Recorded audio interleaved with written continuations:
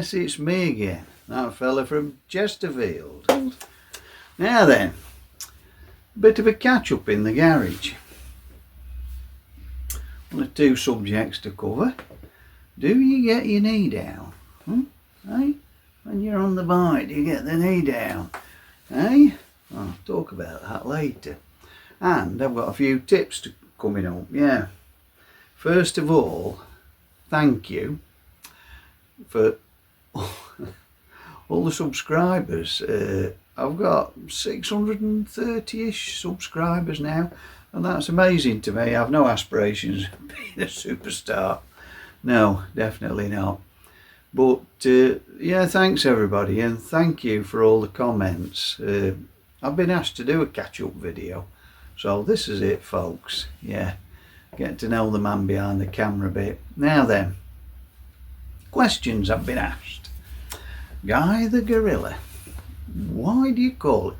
Well, I have never named a motorbike before in my life, but I got Guy the Gorilla, and straight away Guy come to mind, because anybody that's my generation or little bit older will know that Guy was a very famous gorilla in London Zoo, very famous, and he was there, now then, 1946 to 1978.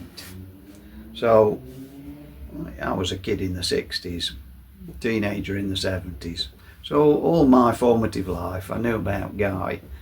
Yeah, great big gorilla. And the poor lad had come to a sticky end. Yeah, he died in 1978. They were operating on him to take some teeth out, because all his teeth had gone bad, because people used to chuck sweets into the animals in them days, and all his teeth had gone rotten, poor fella. So yeah, but two famous gorillas. Now then, who's the other one? Ian Botham, cricketer. What a guy he was. Great big fella, knocked everything for six, bowled them out. Yeah, Guy the Gorilla. So yeah, that's how he got to be named Guy the Gorilla.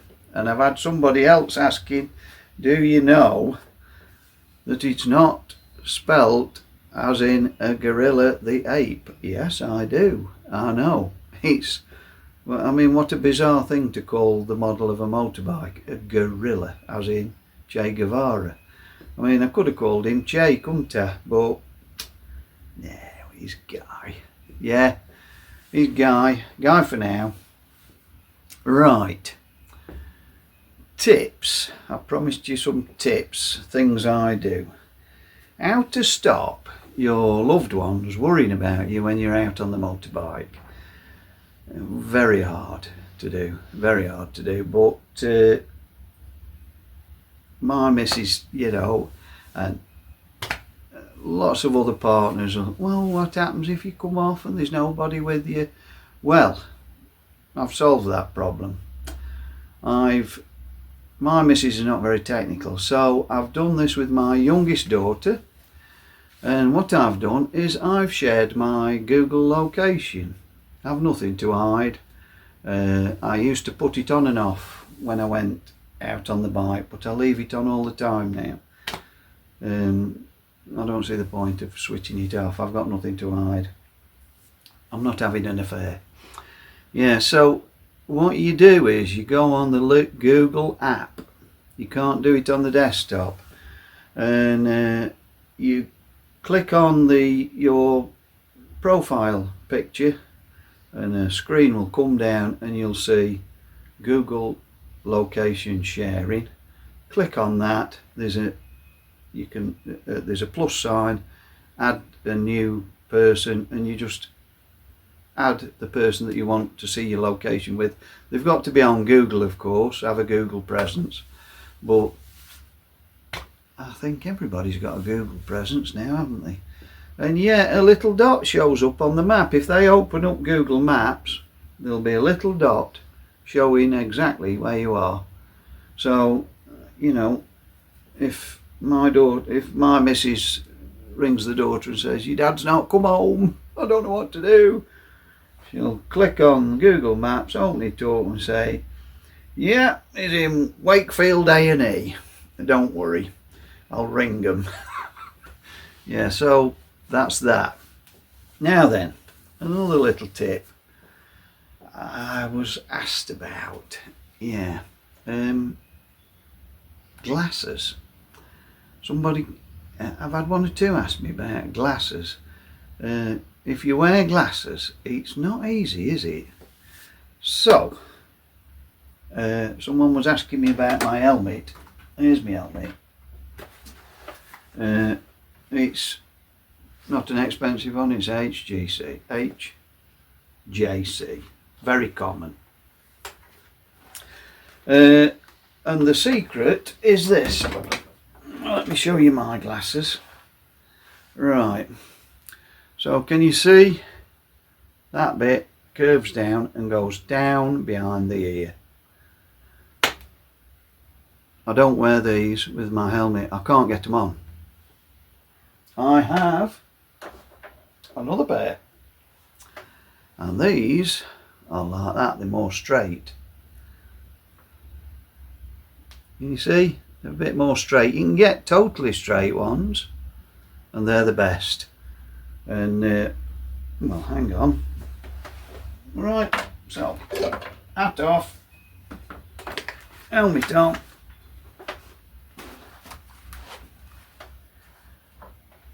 and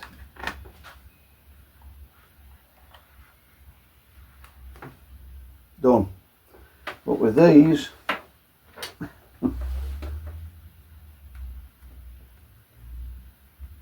I can't even, they're too thick there, I can't even get them to start. So that's the secret. I'll put my specs back on again. I don't actually need glasses for driving. I haven't got them on my licence or my passport. I need reading glasses, and these are varifocal. So when I look down, I can read straight ahead. I can see distance. So yeah, but it's handy on the bike because I can see what's going off on the sat nav, and I can see the speedo. Yeah. Spray on grease. I don't buy expensive, you know, branded, whatever. I just buy this from, well, it's not a pound shop. It's not called One Step Beyond, but that's very close to the name of it. So if you've got a branch of that shop near you, it ends in Beyond, it's in there, and I spray that on my chain, and my chain is in perfect working order, and it's done 7,000 miles. So that's that. That's all I do. I spray that stuff on. Right, now then, while I'm in the garage, yeah, I feel like I'm turning into what's his name, Two-Wheeled Willie. Yeah, I feel like I've been given something to stick up in my garage. Well, how about this? I was given this.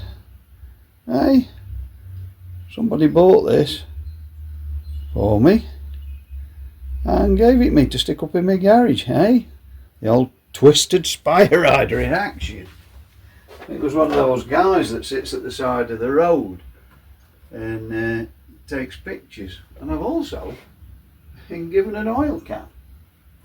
Hey, I've started a collection of knick-knack. Yeah, so I might stick some spanners or something up here. Yeah. Right, now then, do you put your knee down when you're riding? You shift your bum across and put your knee down when you're riding. Well, just be careful.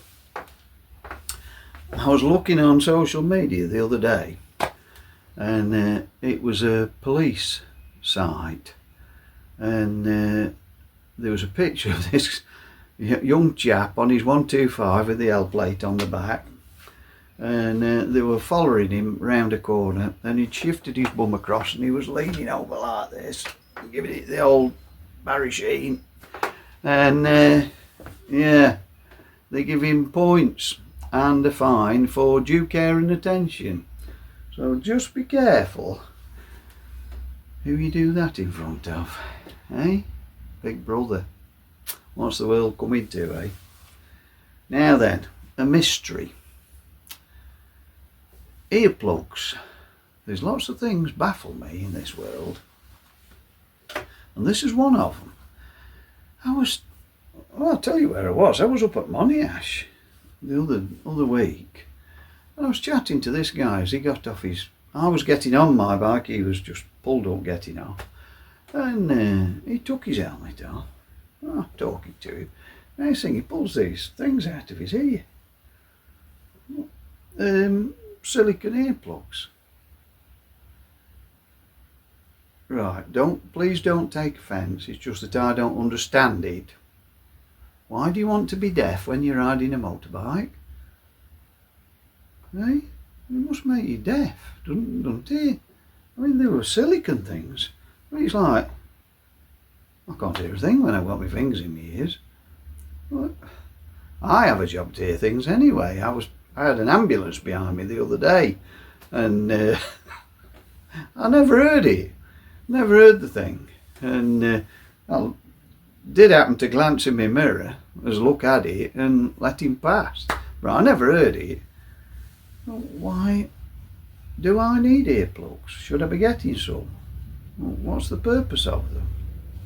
I spoke to my brother-in-law about it, and he goes to that Faro rally in Portugal, and there's about 4 of the riders in their group. He's got a Triumph, but there's about 10 of them go, I think, and he's got about 4 in their group that are on Harley Davidsons, and he says, it just about drives us all mad going down to Portugal with these Harley Davidsons. He says all you can hear is thump thump thump thump thump ba-dum dum bum bum. He says, but all the guys on the Harleys have got earplugs in. Which hardly seems fair, does it? Now, I had a Harley Davidson. I'm not knocking Harley Davidsons, not knocking anybody. I'm not knocking earplugs. I'm just saying I don't understand it. Right, so if you can explain that to me, please do. I don't want this to go on too long. Try and keep it under 10 minutes, eh?